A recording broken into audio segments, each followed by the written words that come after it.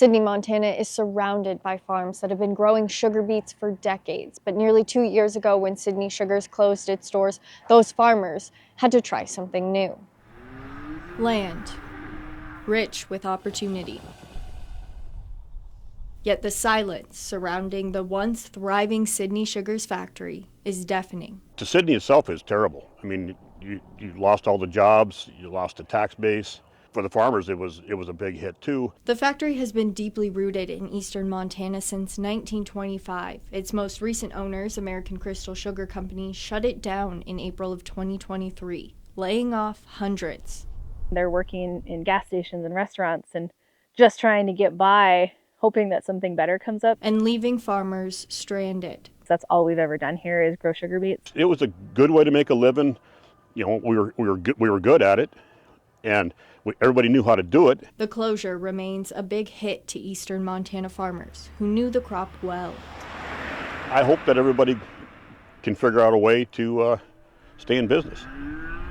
Third-generation beet farmer Don Steinbeiser Jr. saw the writing on the wall. We quit raising beets 1 year before the factory closed. So it took about 2 years to 3 years to get financially different because you're used to beet checks coming in, and now we don't have that. So we kind of just started feeding more cattle. Most everyone has also started growing different crops. Even the soybeans and grain corn are relatively new crops for around here. Sarah Dane's family had grown sugar beets since 1925. You're not only losing a local market and a steady stream of income, but you're losing some of your family history at the same time. Continuing to grow sugar beets wasn't an option. The cost to ship them 270 miles to the nearest factory in Billings would be too high. Because sugar beets are really heavy, but also they can just barely process what the growers in those areas are doing.